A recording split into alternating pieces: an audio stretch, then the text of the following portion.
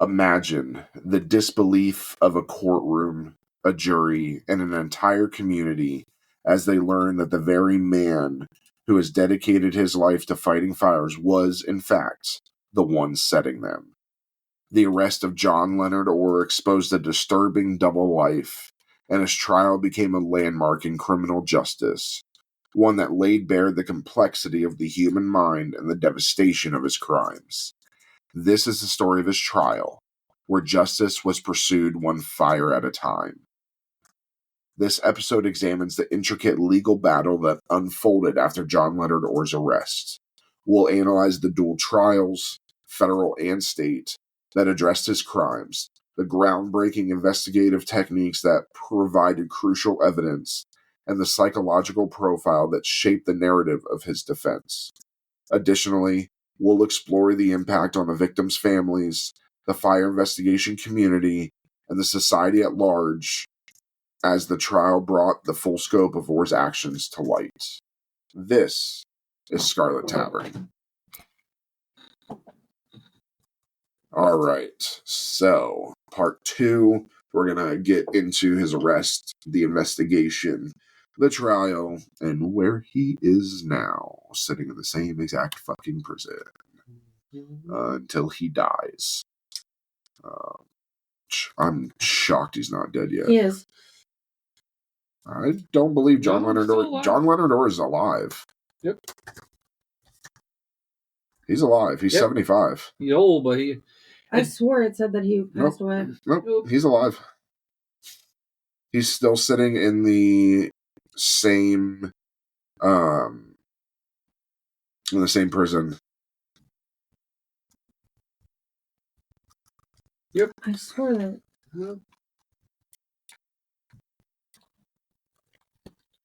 Yeah, I swore that he passed. Okay. Unless it was something else I was looking at.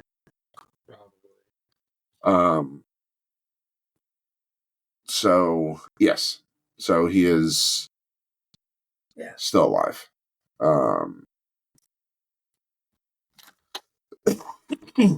So by the late 1980s, whispers about a possible rogue arson investigator had grown within the firefighting community. John Leonard Orr's uncanny ability to arrive early at fire scenes and his persistence in labeling fires as arson raised some eyebrows among colleagues. But his reputation as a skilled investigator often silenced these concerns. The growing pattern of suspicious fires and the use of similar incendiary devices began to narrow investigators' focus. Orr's attendance at multiple arson investigator conferences, followed by the outbreak of fires in the surrounding areas, became a glaring coincidence. And in the world of law enforcement, there's no such thing as coincidence. Yeah! Please don't. Not again.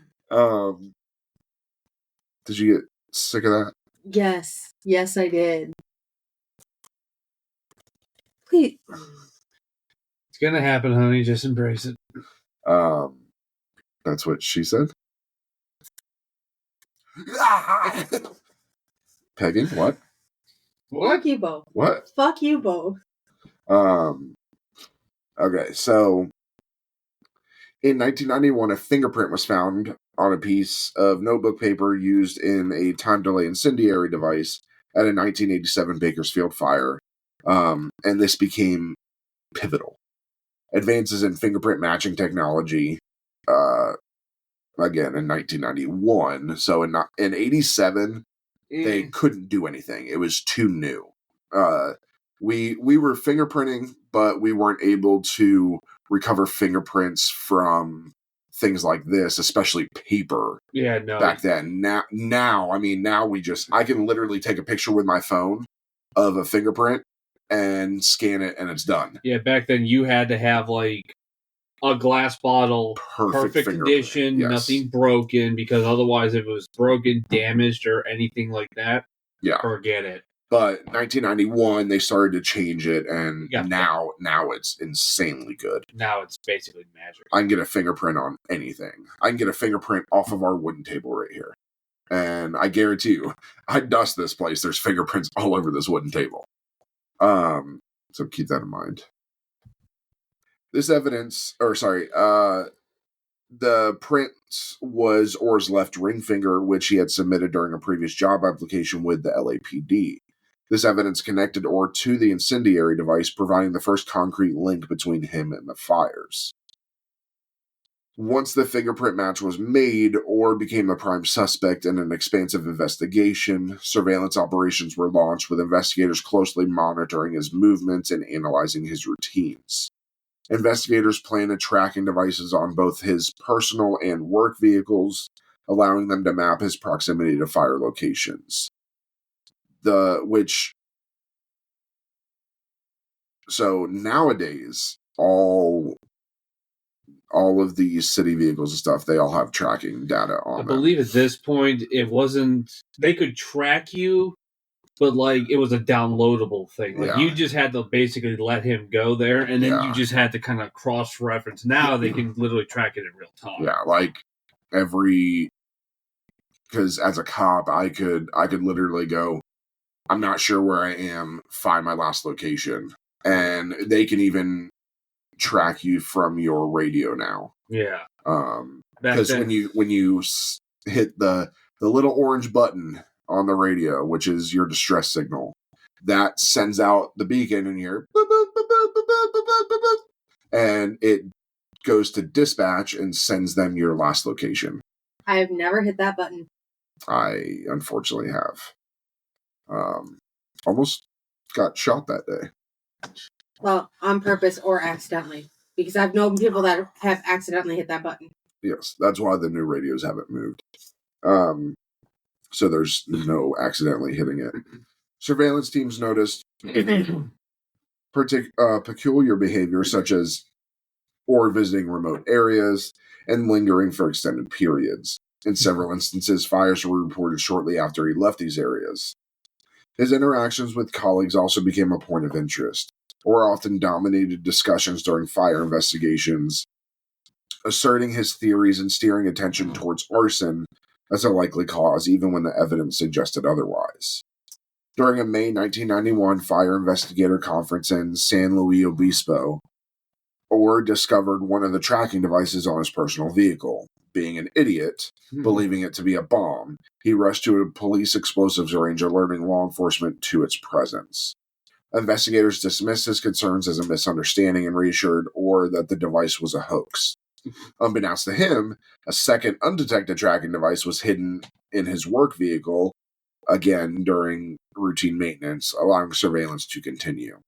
And I would love to have heard the excuse they gave him when they tell him, it's not a bomb, John. And it'd be like, well, what is it? Well, not a bomb. From what I understand, they said that somebody was pranking him. Oh. That somebody randomly put it on there and it was all a prank. Oh. That it was all fake and everything. So they made him still believe it was a fake bomb, but that was it. I thought when I read that, I thought it was like, what did they convince him it was otherwise? Yeah, no, they just said it was a hoax, that it was a fake bomb that somebody just put there. And then they tell him, hey, bring in your vehicle for maintenance. It needs maintenance done. So he brings in the work vehicle, and while they're under there doing the oil change, they planted another bomb. Probably told the surveillance act, like, this time, put it somewhere where he won't find it. I mean, that was actually standard, though. You always put it at the back bumper because it was easily accessible. Yeah. You put it back far enough. And I'm not telling anybody to do this because it is illegal to put a bug on a vehicle without a warrant. So, but you would put it back far enough so it can't be seen walking up, but close enough that you can pull it, because back then you did have to pull data. So you would have to they would do the tracking, and then you would go there, grab the device, plug it into your computer, and then pull the data. Now bugs are the size of a quarter, so they're hard to see. So always check your vehicle for trackers. I'm not joking, because you never know. There's psychopaths out there. I'm not even talking about law enforcement. I'm talking about random ass people because you can get your hands on these. You go to any spy store and you can get a fucking tracker. You used to be able to buy them at Radio Shack. For those that don't know, Radio Shack was a store that quite literally sold radios amongst many other things. That's where I bought all my first RC cars growing up. So on December 4th, 1991, I wasn't even born yet. When was I born? 1990. Not even like a half hour before. He literally said... Half my brain was shut off. Said that I was born in 1991, which is not true. Law enforcement moved in to arrest Orr outside his Glendale home. The arrest was meticulously planned to avoid any chance of resistance or destruction of evidence. Orr appeared composed and cooperative during the arrest, though witnesses later noted an air of disbelief in his demeanor. Despite the mounting evidence, he continued to deny any wrongdoing. Like, I can just imagine he's in handcuffs. He's like, how did you find out? I got away with all of it. There's no way you should have found out. And then But I told you that all of my fires were arsons, and you didn't believe me. Like, Jesus fuck, man. I would imagine there's a plot twist, John. We did believe you. We just thought it was you. We just...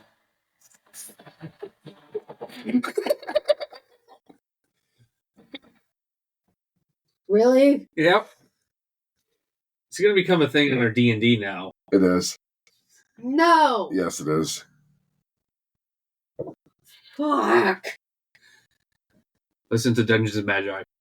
Yes. Pam's in a roll. Natural 1. I swear, if you just curse me for tomorrow, I'm going to beat your ass. Granted, I wouldn't get... We don't roll D20s. Tomorrow's City of Mist. We don't roll D20s. You don't really... I mean, you do roll, but you don't. So, news of Orr's arrest, and yes, please check us out on the 26th. We will be posting City of Mist, one of our sponsored one-shots. So, news of Orr's arrest shocked the public and sent ripples through the firefighting community. Colleagues who had worked alongside him were stunned to learn that one of their own was responsible for the devastation that they had worked tirelessly to combat. The media dubbed him the Pillow Pyro, and the story quickly became a nationwide sensation. The betrayal of trust by a firefighter added a layer of intrigue and horror to the case. I mean, this is like essentially an FBI profile turning out to be a serial killer. Yeah. That's about the equivalent I can think of this. Given the scope of Orr's crimes, federal and state prosecutors collaborated closely to ensure a comprehensive case. Federal charges for arson were filed first, allowing the state to pursue murder charges later for the victims of the 1984 Olathe Home Center fire. The strategy was designed to build momentum using the federal trial to establish Orr's culpability and lay the groundwork for more emotionally charged state trial. So, this is the one thing that literally the only reason that they were able to do a federal trial is because the ATF was involved, the marshals were involved. That was the only, because he never crossed state lines. No, it was all in California. So technically, the federal government should never have charged him. They had no reason to. Yeah. He did not do anything to any federal buildings. He never crossed state lines. So the only reason that they would be able to get him is if he crossed state lines or committed something to a federal building. So the way that, I don't know how they got away with the federal charges, but they did. Not like I care because he deserves it, but the multi-agency Pillow Pyro Task Force, the PTFA. PTFA? Yes. Composed of local fire departments, the California State Fire Marshal's Office, and the Bureau of Alcohol, Tobacco, and Firearms, the ATF, the ones that don't do shit. Again, need to be abolished. Every other agency in here, I can see playing a part in this. I still don't get what the fuck does the ATF have to do in here? Like, they don't have it's in their name: alcohol, tobacco, firearms. It's because they found out there were cigarettes in there that they were like, "This is our case." We're the ATF. We're gonna investigate fires now. ATFF. Alcohol, tobacco, firearms, and fires. I just don't see. It's like, were they just like, Jesus, we need to fill some spots in here. Call the ATF guys. They ain't doing anything. Because I just don't see where's the mandate for them to investigate an arson. Can we just call for the abolishment of the ATF, please? I'm all for that. All they know how to do. Daddy Trump, please abolish the ATF. Yeah, I mean, while Doge is abolishing other things, let's abolish the ATF because they're useless. Yeah, I mean, all they know how to do is screw up very easy by the book raids on compounds on groups that are illegally hoarding guns. Waco. Shoot dogs. Yeah. And put unnecessary regulations that don't actually protect people from firearms. On things that are being overturned, like the suppressors that we are now able to buy. And butt stocks. Yeah. So bump stocks. Bump stocks. Yes. You can buy a butt stock anytime. That's what I was Bump stocks, no. Which stupid. But task force members cross-referenced fire patterns, analyzed Orr's movements, and collaborated on forensic evaluations of fire scenes to create a detailed timeline of his activities. And honestly, probably right around this time also, every other department in alphabet agency that was around at that time, you have to think of when this was. There were Zodiac Killer was around this time. No, he wasn't. No, he wasn't. I thought he was. No. Which one was around this time? Serial killer. This would have been Son of Sam. No. Son of Sam was in the 70s and in New York. Son of Sam he went into the 80s though. Nope. The only person around this time would have been Richard Ramirez. So it makes sense that the ATF, the feds, in the sense of the feds, like the FBI, yes, they have a very broad range and scope of their purview of what they investigate. The ATF, it's literally in the name: alcohol, tobacco, and firearms. I understand that, but it could have been that they hit something that pissed off the ATF. Yeah, but just because it pissed you off doesn't mean you can just go do a retaliatory investigation. There's literally laws against that. Yeah. This is not in their purview at all. No. Even if, yes, cigarettes were used, but they control the distribution and taxation of cigarettes. Oh, yeah. I said the cigarette thing is a joke. Yeah. That's like... But they have no legal rights here, so I don't know. I think they just farmed it out to them. They were like, you guys doing anything? No, we shot all the dogs. Okay, you can come on and do this. Make you feel self-important, like you're actual cops. Yeah. And I said what I said. So, one of the most significant hurdles investigators faced was the reluctance to suspect a fellow firefighter and investigator. Orr's expertise and professional demeanor had earned him the trust of his peers, making it difficult to reconcile his actions with his reputation. Many colleagues felt conflicted, torn between their loyalty to Orr and the mounting evidence against him. This internal struggle underscored the psychological impact of the case of on the firefighting community. Orr's deep understanding of fire science and investigative techniques presented a unique challenge.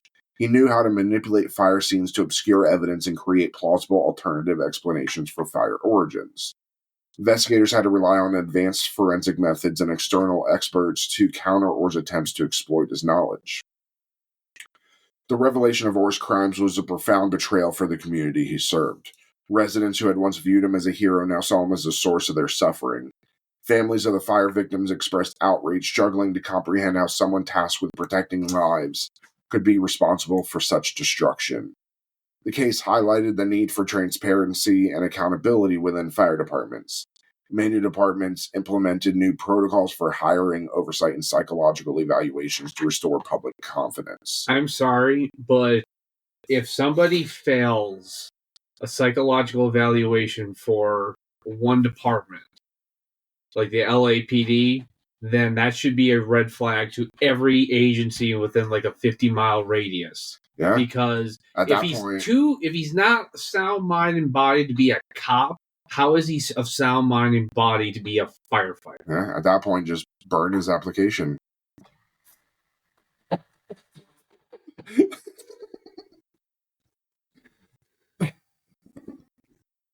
From the moment of his arrest, Orr maintained his innocence, insisting that he was the victim of a conspiracy.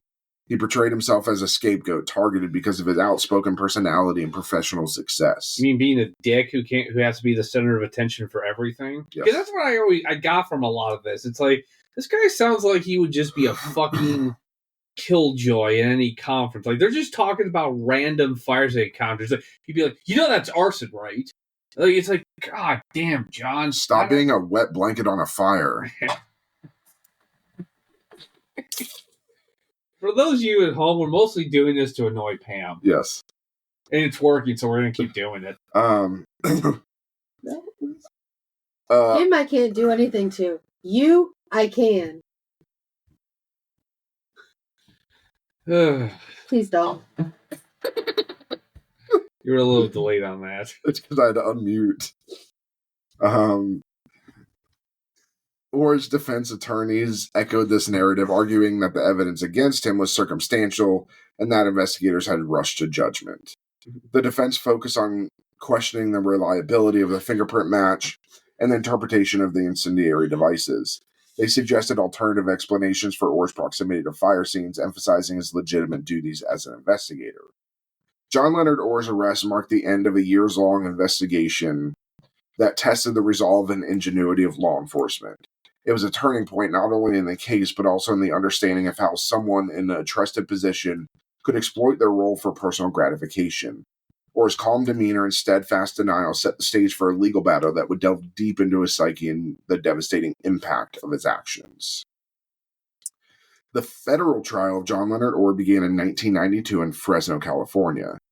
Orr was charged with 3 counts of arson related to fires in the San Joaquin Valley. These charges focus on incidents where physical evidence, particularly the fingerprint match, provided a clear link between Orr and the fires. Prosecutors strategically chose these cases to avoid the emotional complexity of fires with fatalities, which would be addressed in the later state trial. And honestly, what this is this setting up 2 targets, throwing shit at the targets and seeing what sticks. That's what this is. If they don't get him on the federal, they can get him on the state trial where he killed people. Yeah. The federal trial served as a critical first step in Orr's prosecution. A conviction here would establish his culpability and set the tone for the more serious charges he would face at the state level. The trial also highlighted the difficulty of prosecuting arson cases, as fire often destroys evidence. Investigators and prosecutors relied on a combination of forensic science, expert testimony, and circumstantial evidence to build their case. And again, this is why we don't see that many arsonists in jail, because their evidence usually burns away. It's not until they admit it or they get caught watching it or whatever that we actually catch them. How many fires do you think he set? Oh, I think he said hundreds. Yeah. If not closer to thousands. Is believed to have set nearly 2,000 fires over a 30-year period. Yeah. And most of them occurred between 1984 and 1991. So looking up just real quick on here, I think the reason, and to me this is kind of a flimsy thing. Again, I think they would have just been fine doing a state court and not federal. I guess there's federal law for arson that damages interstate commerce, stores and businesses. So it's flimsy. I think it's like you said, they wanted to make sure they get him on something, so they hit him with the arson charges on the federal side because he did target a lot of businesses and stores that had to do with interstate commerce, and then the murders were for the state, just to make sure that they get him. Yeah. Because again, it seems pretty flimsy. I don't think I mean, technically speaking, any business then could be considered art. Everybody could be charged federally. Yeah. A pivotal piece of evidence was the fingerprint found on a piece of notebook paper used in a time-delay incendiary device at the 1987 Bakersfield fire. This print matched Orr's left ring finger, which had been recorded during a prior job application with the LAPD. They really fingerprinted this finger, too? They fingerprint all? All your fingers get fingerprinted. I don't remember. On both hands. Yeah, they do. You don't remember it because now it's digital. They put your hands like this on a digital pad. That's right. Yeah. They would have went like this, and then they would have told you to go like this. Yeah. Back then, it was roll the finger, roll the finger, roll the finger. You're still taught how to fingerprint. Yeah, I know how to fingerprint. But nowadays, it's digital. You place all 4 fingers on, it scans, then you place your thumbs on, it scans, you're done. It makes it 10 times easier. And a lot less messy. Yes. Yeah. No, yes. Fingerprint experts testified about the accuracy and reliability of the match, explaining how advancements in technology had allowed them to make the connections years after the fire. Investigators described Orr's signature incendiary device as a cigarette, 3 matches, and a piece of notebook paper bound with a rubber band. These devices were simple yet effective, designed to ignite after a delay, giving Orr time to leave the scene. Fire behavior experts demonstrated how these devices work, showing the jury how quickly they could cause a fire to spread in environments with flammable materials. And they actually brought these into court, and they used the device. So they basically, I believe they put it into a bucket, and they did the cigarette and everything, and they lit it and let it go, and you see... and they didn't put, obviously, any flammable material. But you saw it flare up, and they showed how it worked and why there was a piece of paper there and all of that. Prosecutors introduced maps and timelines showing how Orr's movements coincide with the locations and timings of the fires. Surveillance data from tracking devices planted on his vehicles further corroborated these patterns. I can just imagine him being in court and hearing, the devices we planted, the tracking devices, you go, you told me that was a bomb. He's like, you lied to me. You told me that was a bomb. Damn it. God. Witnesses testified that Orr was often one of the first people to arrive at fire scenes, raising suspicions about his proximity to the events. Several witnesses described Orr's behaviors at fire scenes, noting his tendency to dominate investigations and insist that fires were caused by arson, even when evidence suggested otherwise. Colleagues recounted instances where Orr displayed an unusual fascination with fire behavior, offering detailed theories about how fires started and spread. The prosecution sought to establish a clear pattern in Orr's actions, arguing that the timing, location, and methods used in the fires were consistent with a single perpetrator. By focusing on the technical aspects of the fires and Orr's expertise as an investigator, they painted a picture of a man who exploited his knowledge to commit and conceal his crimes. Prosecutors emphasized Orr's professional background, arguing that his understanding of fire science made him uniquely capable of creating fires that mimicked accidental causes. They suggested that Orr's actions were driven by a desire for recognition and validation, as he often positioned himself as a hero by arriving early at fire scenes and contributing to investigations.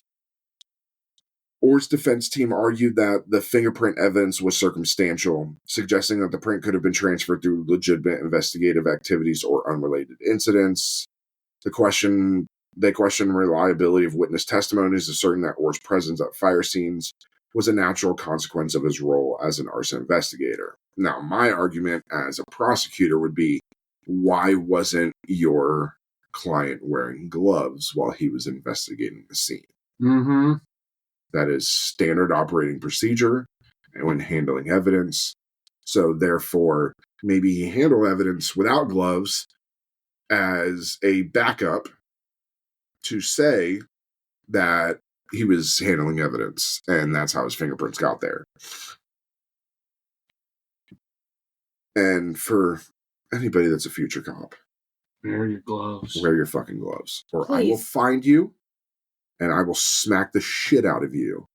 Same thing when searching a suspect. Wear fucking gloves And not just latex gloves when searching a suspect. Wear thick gloves. Go buy baseball gloves. I've been pricked, and it's not fun. Wear fucking gloves. Yeah. The defense portrayed Orr as a dedicated firefighter and investigator who was being scapegoated due to his outspoken personality and high-profile presence in the firefighting community. They suggested that the prosecution was under pressure to find a culprit and had zeroed in on Orr despite the lack of direct evidence linking him to the fires, minus the fucking fingerprint. The defense argued that the prosecution's pattern evidence was coincidental, pointing out that the fires were common in Southern California during that time, and that Orr's proximity was a result of his job duties. Fires were common in Southern California at that time because there was a fucking arsonist. Yeah. I think even the judge noted when in the trial that's like, since you're because I believe John Orr was he was remanded. He did not make bail. Yeah. So while he was locked up for this trial, like the fires were like here, and then they just stopped, and the judge was like, interesting. All you've been in prison in the holdup this whole time. You haven't had one fire, John. Kind of says something, doesn't it? I knew he was going to do it. Yeah, I'm loving every time he does it. I just wish I had better quips like David Caruso. Actually, what am I talking about? Probably some Hollywood writer wrote those for him. Yeah. And they were garbage. That wasn't no. Murder. That's basically all it was. Murder. Jurors were tasked with sifting through complex forensic evidence and competing narratives about Orr's behavior and intentions. The fingerprint match was a significant factor, as it provided the only direct physical link between Orr and one of the fires. However, jurors also had to weigh circumstantial evidence and expert testimonies about fire behavior and arson techniques. Unlike the later state trial, which dealt with the deaths caused by Orr's actions, the federal trial was focused solely on property damage. This allowed jurors to approach the evidence with less emotional bias, focusing on the technical and forensic aspects of the evidence. On July 31st, 1992, the jury found Orr guilty on all 3 counts of arson. The verdict was unanimous, reflecting the strength of the evidence presented by the prosecution. Orr was sentenced to 30 years in federal prison, a significant penalty that ensured he would remain in custody while the state prepared its case against him. That is insane. Arsonists don't ever get that long, especially going to federal prison, which is where he still is. The conviction was widely celebrated by investigators and prosecutors who viewed it as a critical first step in holding Orr accountable for his actions. Victims of the fires expressed relief at the verdict, but emphasized that justice would not be complete until Orr was held accountable for the lives lost in the Olay's home center fire. The federal trial established Orr's modus operandi, or MO, and demonstrated his capability for arson. This provided a strong foundation for the state's murder case, which would build on the evidence and narratives presented during the federal proceedings. The trial brought national attention to the issue of arson and the challenges of prosecuting such cases. It highlighted the importance of forensic science and interagency collaboration in solving complex crimes. It also gave the ATF something to do and investigate actual crimes. The federal trial was also offered insights into Orr's psyche, with prosecutors and experts portraying him as a man driven by a need for recognition and control. These themes would become even more prominent during the state trial. The federal trial of John Leonard Orr was a pivotal moment in the pursuit of justice. It marked the first time the jury held Orr accountable for his actions, setting the stage for the more emotionally charged state trial to come. The evidence presented, particularly the fingerprint match and the analysis of Orr's incendiary devices, painted a damning picture of a man who had used his expertise to wreak havoc and evade detection for years. This trial was not just a legal proceeding, but a demonstration of the power of forensic science and collaboration in uncovering the truth. Now we're going to go on to the murder trial. After John Leonard Orr's conviction in federal court for arson, state prosecutors began preparing a more substantial case against him. This case focused on the most severe consequences of Orr's actions: the loss of human lives in the 1984 Olay's Home Center fire, and the destruction caused by his broader arson spree. Orr faced 4 counts of first-degree murder with special circumstances, and 21 counts of arson related to the fire set between 1984 and 1991. The state trial sought to address the devastating human and financial toll of his actions. Given the severity of the charges, prosecutors announced their intention to seek the death penalty, which obviously we know that didn't happen. This elevated the stakes of the trial, turning it into a high-profile case that captured national attention. The lead prosecutor, Mike Cabral, expressed determination to ensure that Orr would face the maximum punishment allowable under California law. And keep in mind, California does not issue the death penalty that easily. No, it's very rare. Yeah. And they've not done it for a very long time. Well, that's for other reasons. Yeah. The fire at Olay's Home Center in South Pasadena, again, resulted in the death of 4 people: 50-year-old Ada Deal, her 2-year-old grandson Matthew Troidel, and 2 employees, 26-year-old Carolyn Krause and 17-year-old Jimmy Satina. Witnesses describe... How do you know? Do you know him? I'm just looking at... I think that's the pronunciation. Do you know? You were alive back then. No, I wasn't. Yeah, you were. It's 1984. It's born in 88, you dick. You were alive. Sorry, you were born in 84. No, I wasn't. Otherwise, I'm a lot older than I am. Now, that's the appropriate time to use it.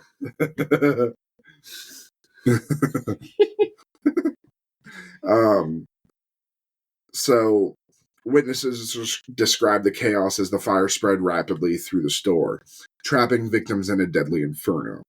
Firefighters who responded to the scene recounted their struggle to contain the blaze and rescue survivors. Fire investigators presented evidence that showing that the fire started in a stack of polyurethane foam cushions, a highly flammable material. The rapid spread and intensity of the flames indicated the use of an incendiary device. Using advanced fire modeling techniques, forensic experts reconstructed the fire's progression. They demonstrated how Orr's signature device, cigarette matches and paper, could have ignited the foam and caused a catastrophic blaze. Survivors of the Olay's fire testified about their experiences during the blaze. Their accounts painted a harrowing picture of the event, underscoring the deliberate and deadly nature of the fire. So, I actually found a picture of what Olay's home center looked like before. Now, these, as far as I can tell, this chain doesn't exist anymore. I don't know. I think this was a chain, or at least it might have been. I don't know, but it definitely doesn't exist anymore. Yeah, it got burnt.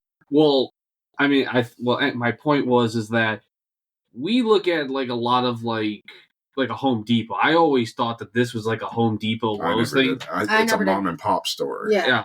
So, but the layout I see of it is like it's in a shopping plaza. Yeah. Like they always said that John Orr, he didn't intend to kill people, but you know what? I'm really looking at the layout of this. I don't know how John Orr could have set this without knowing there were people there or anything, because this looks like it's just a shopping center. Like if you look at the picture there, John Orr would have had to go in there, obviously, like through the front entrance in the store. How does he not see people there? Oh, he did. It was a busy day. Yeah. So it's like they always said, like, some people said, like, well, he wasn't a murderer. And it's like, I think he actually was trying to kill people this night, because there's no way that you can set this. It's one thing to break it in the back and then he just kind of sticks it in somewhere. This guy would have had to probably walk by all these people that he killed. I don't think it was necessarily that he was trying to kill people. He just didn't care. He didn't care, but I also think it was more to the point that he probably assumed everybody could get out. This man, whatever he is, he was a skilled arson investigator. He knew what this thing could do. I don't know how he could see, like, oh, everyone's got plenty of time. Really? He just pulled it on polyurethane foam mats. He should have known this thing would have gone up like a Roman candle in less than a minute. I don't think anybody was realistically going to get out of there unless they were right at the door. Yeah. So. And on that day at Olay's, he went from a arsonist to a murderer. I have to do the glasses thing. Yeah, I just did it in reverse. Yeah. Because he puts on his glasses. I'm looking at actually like the pictures of the actual fire of it, and whole place went up. Good Lord! Like even the surrounding areas too. There's nothing left. Well, they said it burned at like 800 degrees. Mm-hmm. Orr's unpublished novel, Points of Origin, became a cornerstone for the prosecution's case. The book featured a firefighter turned arsonist named Aaron Stiles who used incendiary devices similar to those Orr was accused of employing. Yes. This man wrote a book, quote unquote, a fiction novel based off of himself. Yeah. They actually made a movie out of it too. HBO did. Ray Liotta. Prosecutors highlighted chilling parallels between the events described in the manuscript and the real-life fires Orr had investigated, including the Olay's fire. Passages describing the fire's ignition and the deaths of a woman and her grandson were nearly identical to the actual events. Former colleagues testified about Orr's behavior during investigations, noting his tendency to arrive at fire scenes uninvited and his insistence that many fires were arson. Firefighters who worked with Orr described him as knowledgeable but arrogant, often inserting himself into investigations and offering detailed theories about fire causes. It's easy to do that when you know how they all started. Yeah. Also, you can buy John Orr's book on Amazon. I'm literally looking at it. You can buy it for $19.99 in paperback. I'm not going to give him $20. Nah.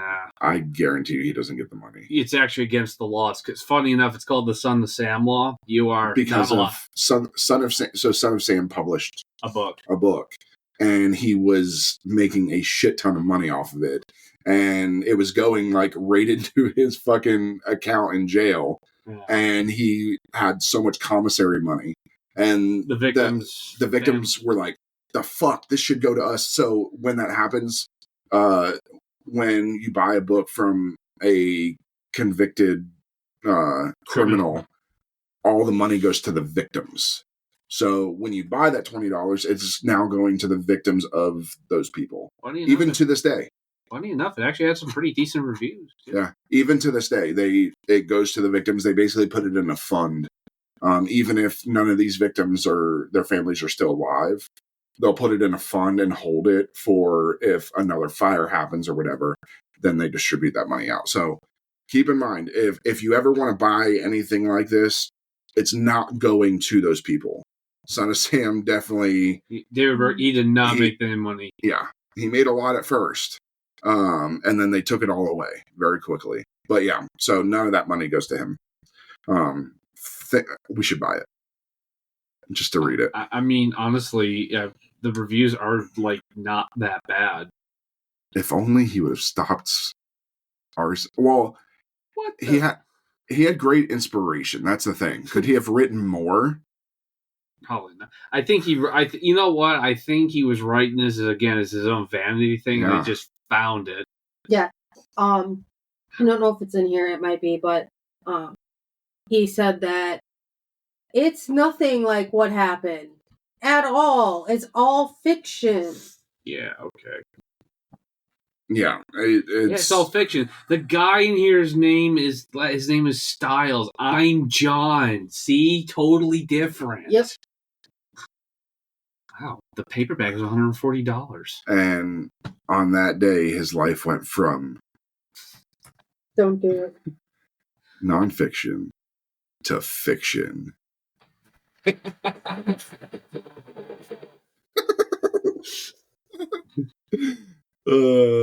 so over this right now. We're gonna get sued by fucking Paramount. They're the ones that own the rights to CSI now. Yeah. So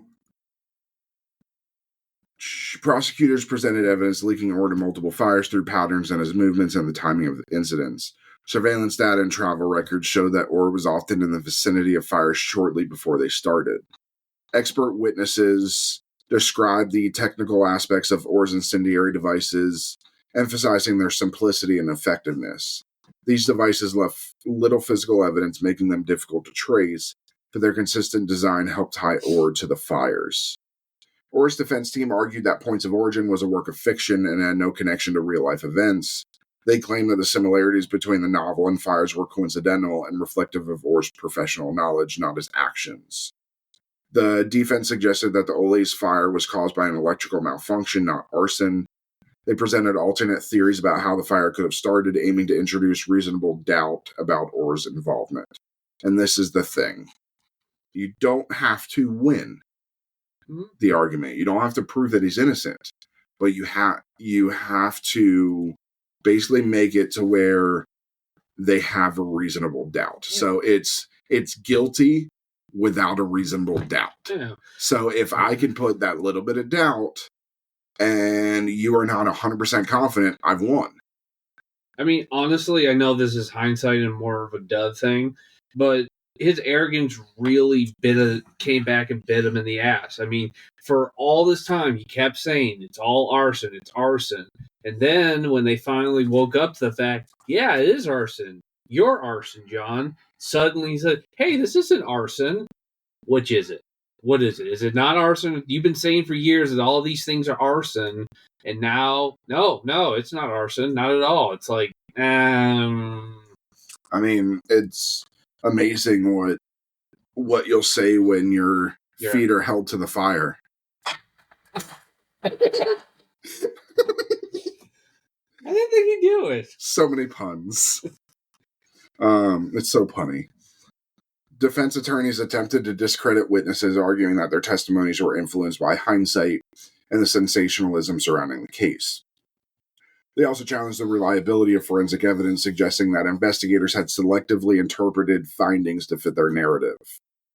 Through the trial, Orr maintained his innocence, denying any involvement in the Olays fire or other arson incidents. He portrayed himself as a victim of a vendetta, claiming that investigators had fabricated evidence to frame him.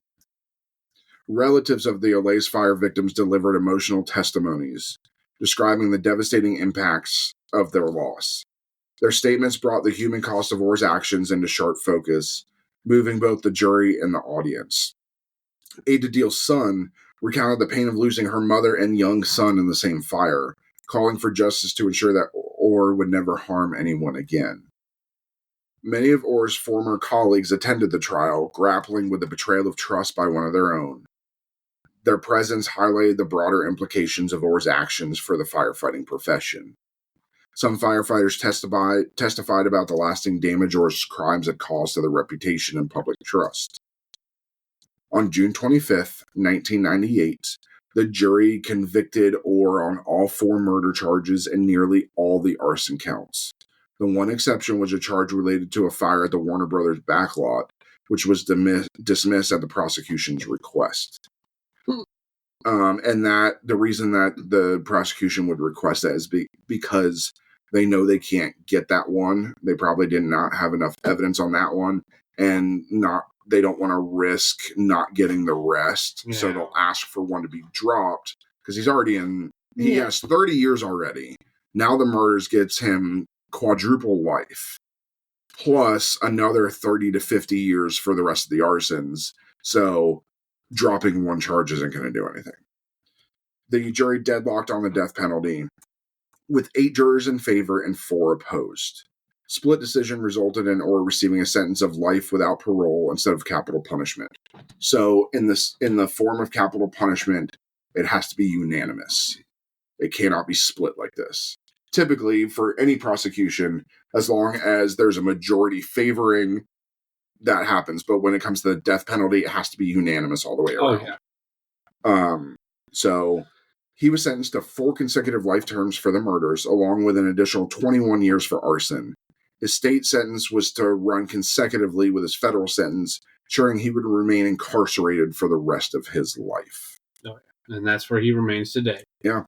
The state trial of John Leonard Orr became a landmark in arson prosecution, demonstrating the power of forensic science and investigative collaboration in addressing complex cases.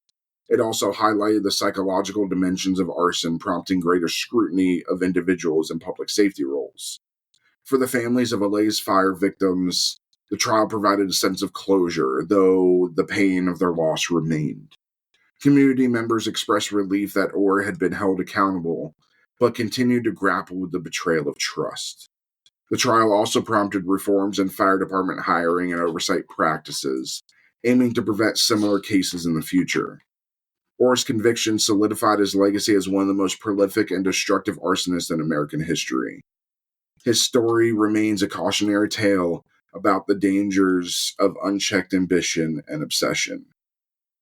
The state trial of John Leonard Orr brought justice to the victims of his most heinous crimes, the Olay's Home Center fire. Through powerful evidence, emotional testimonies, and a thorough examination of his actions, the trial revealed the full extent of Orr's betrayal and the devastating impact of his obsession with fire. While Orr's life sentences ensure he will never harm another person, scars of his actions endure, serving as a stark reminder of the consequences of unchecked darkness within individuals. So getting into his psychological profile, let's delve into this one. John Leonard Orr's actions provided a rare glimpse into the psyche of a serial arsonist. Psychologists and criminologists identified several key traits that defined Orr's behavior. The first is pyromania, which is a compulsive fascination with fire and an uncontrollable desire to set fires. While Orr was never formally diagnosed with pyromania, his actions and writings indicated a deep obsession with fire as a destructive force. And then also hero syndrome. Some experts suggested that Orr exhibited signs of hero syndrome, a psychological condition in which individuals create dangerous situations so they can later emerge as heroes. This theory aligned with Orr's tendency to arrive early at fire scenes and take an active role in the investigations. Orr's actions demonstrated a need for control, both over fire itself and the circumstances surrounding it. By setting fires and then investigating them, he manipulated the narrative, positioning himself as an authority figure and even a savior. His knowledge of fire science gave him a unique sense of power, allowing him to set fires that mimic natural or accidental causes and eluded detection for years. Orr's manuscript, Points of Origin, revealed a deep desire for acknowledgement. In the novel, the protagonist, Aaron Stiles, expresses frustration when his arson crimes are not properly recognized as arson. This parallels Orr's own behavior, suggesting that his crimes were partly motivated by a need for validation. Throughout his trials and subsequent incarceration, Orr maintained his innocence and showed no remorse for the lives lost or the devastation caused by his actions. This absence of accountability added to the perception of him as a cold and calculating individual. The revelation that a firefighter and arson investigator, a profession inherently tied to public trust, could be responsible for such destruction was profoundly unsettling. Orr's betrayal tarnished the reputation of firefighting agencies and cast suspicion on those who worked alongside him. Colleagues who had trusted Orr and valued his expertise were left grappling with feelings of betrayal and guilt, questioning how they had missed the signs of his crimes. Fire departments across the country faced increased scrutiny in the wake of Orr's arrest. Public demanded greater accountability and assurances that such betrayal would not happen again. Many departments implemented stricter hiring practices, psychological evaluations, and ongoing monitoring of personnel, particularly those in investigative roles. Keep in mind that back then, you did not need a psych eval to be a firefighter. I mean, you weren't carrying a gun. That is the reason that cops have psych evals, is because they carry a firearm and all that. Back then, it wasn't needed. Now, they make sure that you do a psych eval. Orr's case became a cultural phenomenon, inspiring books, documentaries, films, and podcasts, like this one, that explored the complexity of his double life. These works delved into the psychological and societal implications of his actions, shedding light on the darker aspects of human behavior. Joseph Lambaugh's Fire Lover and the HBO film Point of Origin, starring Ray Liotta, are among the most notable depictions of Orr's story. Joseph Lambaught is a great author. He has done some great stuff. He's also a former Los Angeles police officer. Both works emphasize the chilling parallels between Orr's public persona and private crimes. Recent true crime podcasts have revisited the case, using Orr's story as a lens to examine the broader issue of arson and the psychology of serial offenders. Scarlet Tavern. Orr's case underscored the need for advancement in fire investigative techniques. The reliance on circumstantial evidence and pattern recognition highlighted the challenges of prosecuting arson cases, particularly those involving skilled perpetrators. Fire science saw developments in the wake of Orr's conviction with a greater emphasis on forensic analysis, fire modeling, and interagency collaboration. Orr's case raised uncomfortable questions about the nature of trust and the potential for individuals in positions of authority to abuse their power. It served as a reminder that even those who appear trustworthy can harbor dangerous secrets. The psychological motivations behind Orr's actions sparked debates about the intersection of mental health and criminal behavior, with some experts arguing for more comprehensive mental health screenings in public safety professions, which there are now. The families of the Oles Home Center fire victims face unimaginable loss, compounded by the knowledge that the tragedy was not an accident but a deliberate act. Think about this. So this was set in the late 80s. He was convicted in the 90s. All the way up until this point, they were told that it was an electrical fire. Until he was convicted in the 90s, yeah, they were just... So for, 7 years, they believed that it was... An accident. And then they're told it was the firefighter investigating it. Oof. Yeah. I would feel betrayed. Their testimonies during the trial highlighted the profound emotional and psychological toll of Orr's actions. Survivors of other fires set by Orr described feelings of fear and anger, struggling to understand how someone sworn to protect them could cause such harm. Communities affected by Orr's fires faced a long road to recovery.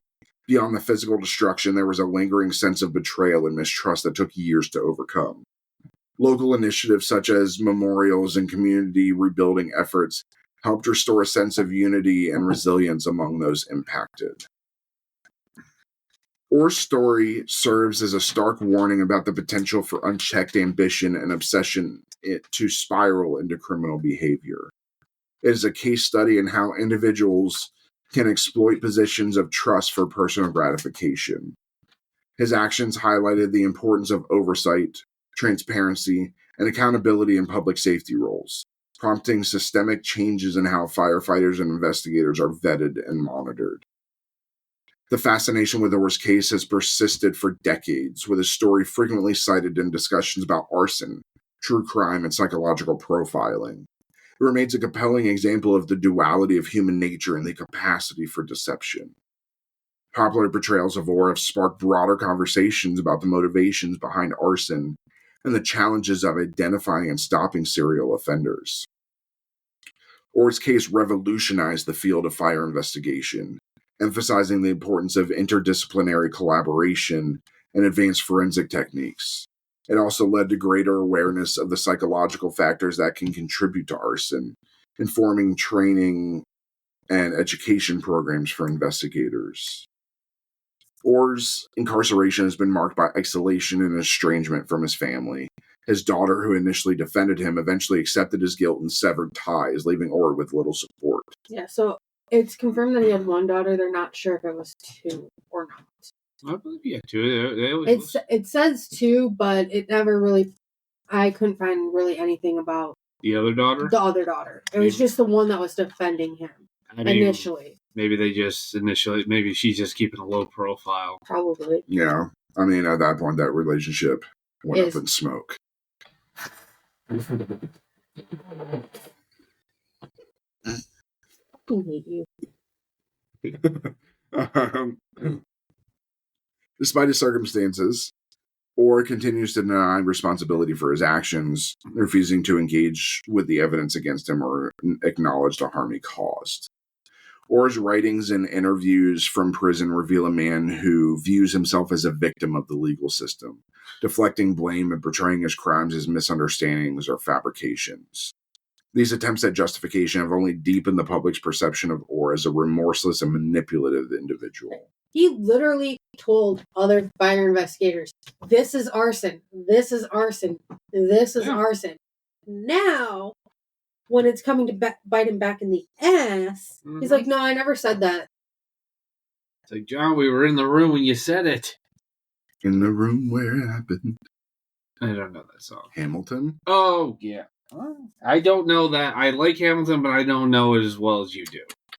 How many times have you watched Hamilton? 7. We've only watched it once. How many times do you listen to the soundtrack? 1,000. As many times as John Orr has set fires.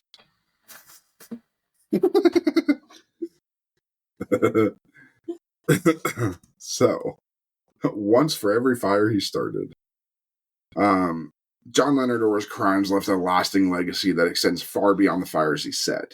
His actions exposed vulnerabilities within trusted institutions, reshaped the field of arson investigation, and sparked critical discussions about the psychology of serial offenders. For the victims, the communities affected, and the firefighting profession, Orr's story is a painful reminder of the devastating consequences of betrayal and unchecked obsession. His case continues to resonate as a cautionary tale, a cultural touchstone, and a catalyst for change. John Leonard Orr's actions highlighted the vulnerabilities inherent in professions that require public trust. Firefighters, law enforcement officers, and investigators occupy roles of responsibility, often with little oversight once they gain authority. Not anymore. Orr's ability to evade suspicion for years demonstrated the dangers of assuming that those in trusted positions are incapable of wrongdoing. The case prompted fire departments and law enforcement agencies to re-examine their internal systems for accountability. This included developing protocols to monitor personnel for signs of misconduct or unusual behavior. Background checks, ongoing evaluations, and peer reviews became standard practices in many departments, ensuring that trust is continually earned rather than assumed. Orr's case revealed the difficulties of investigating and prosecuting arson crimes.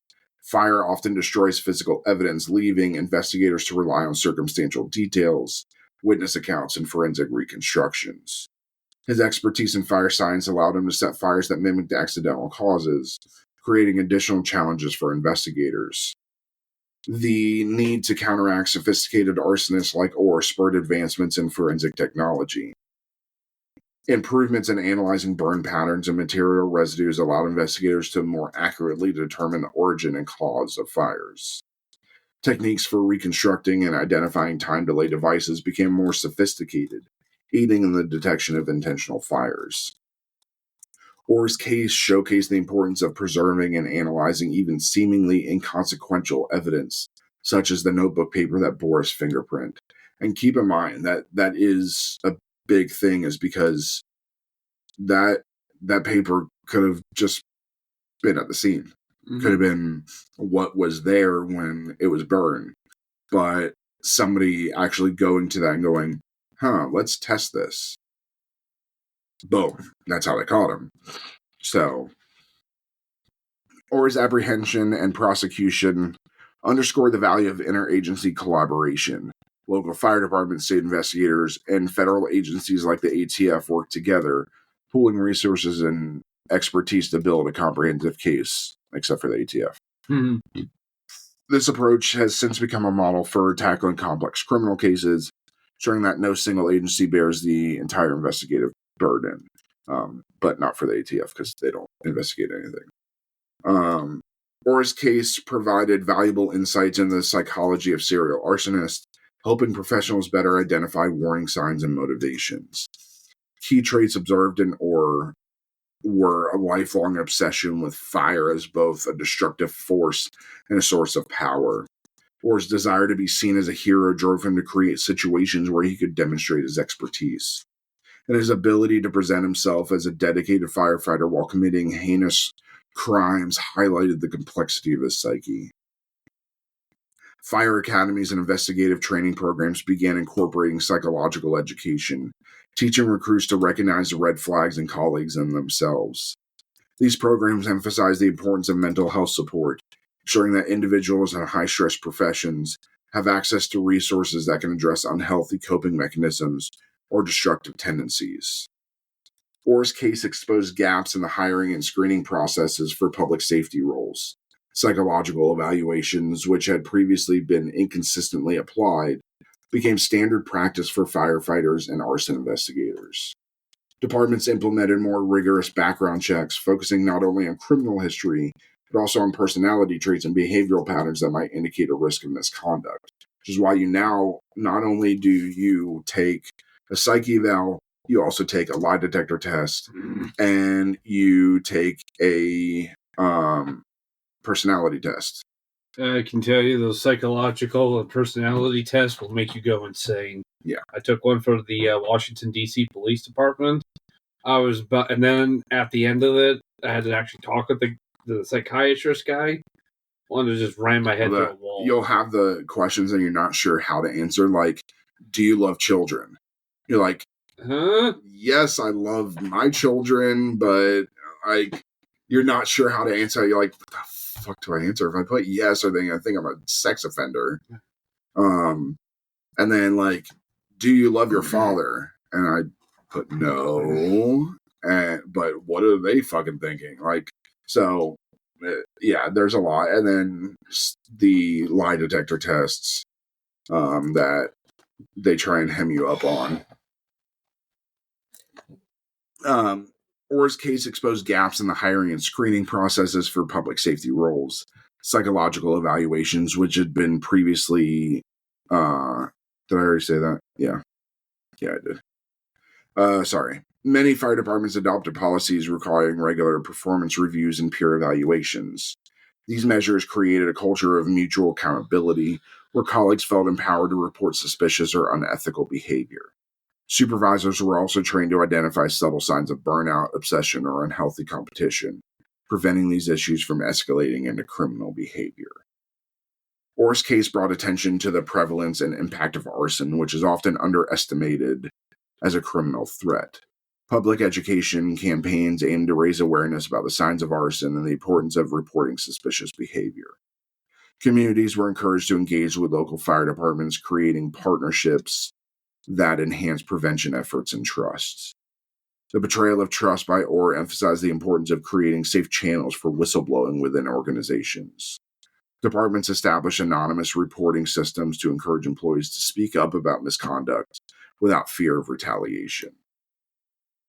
The revelation of Orr's crimes dealt a significant blow to the reputation of firefighting and investigative professions.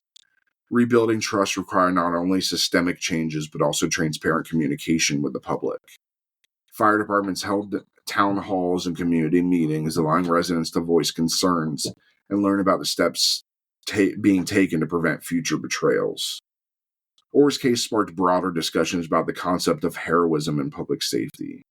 The desire for recognition, while natural, can lead to dangerous behavior if unchecked.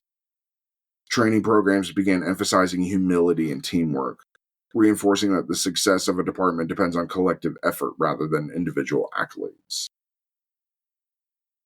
Orr's story remains a critical case study for criminologists, psychologists, and law enforcement professionals. His dual roles as arsonist and investigator provide unique insights into the intersection of expertise and criminality. The case continues to inform best practices in arson investigation, mental health screening, and interagency collaboration.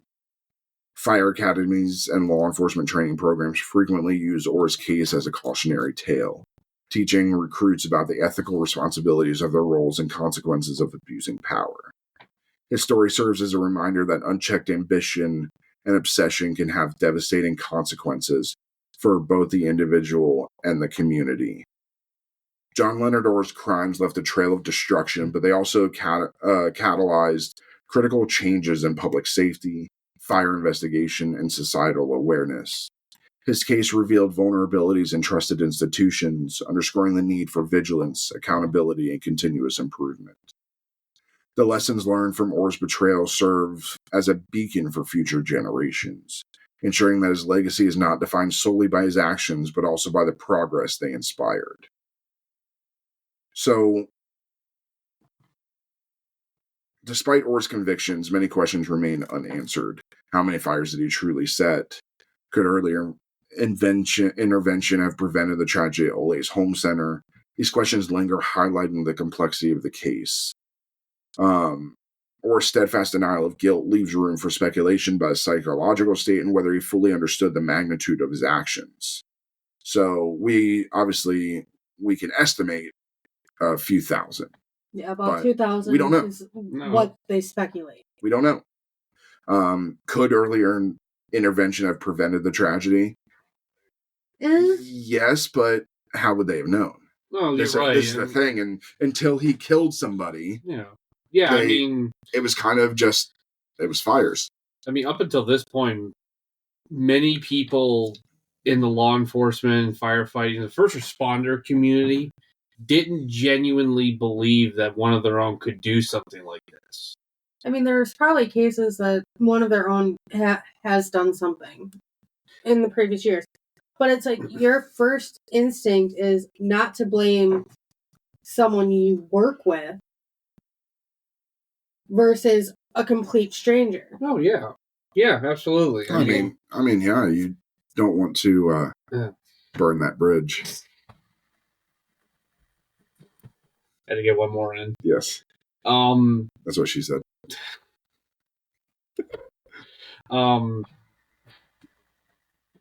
I mean, I'm sure there had been cops and even firefighters that for money had set a fire for something. Again, I mean, most people, up until John Orr, most people pegged arsonists as mostly in the realm of like organized crime. You know, like gangland fires, people burning down their home or business for insurance money, things of that nature. I mean, I'm sure there were people out there who thought there were some crazies out there who just like fire, but not to this, and definitely not a firefighter. Yeah. So John Leonard Orr's trial revealed the devastating consequence of one man's obsession, but it also showcased the resilience of a community determined to seek justice. The flames he set may have consumed lives and property, but the pursuit of justice ensured his reign of terror ended with him behind bars, where he remains a cautionary symbol of unchecked ambition and human fallibility.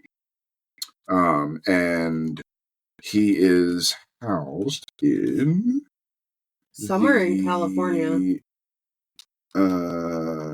Mule Creek, I thought I saw. Double check. Yes, he's at California State Prison, Centinela.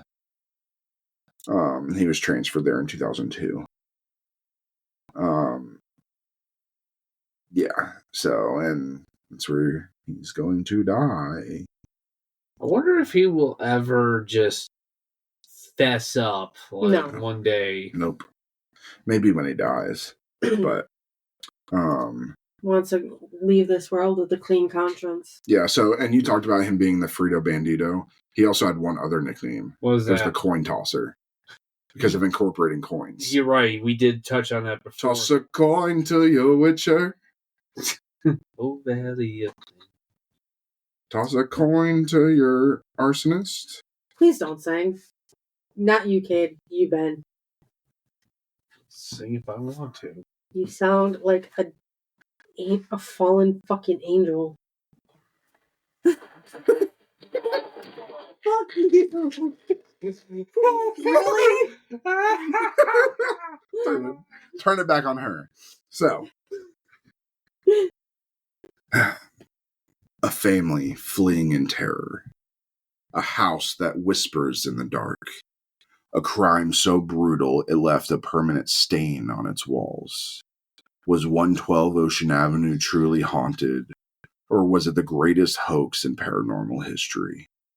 Join us next episode as we unravel the chilling tale of the Amityville Horror, where true crime meets the supernatural, and the truth is far stranger than fiction.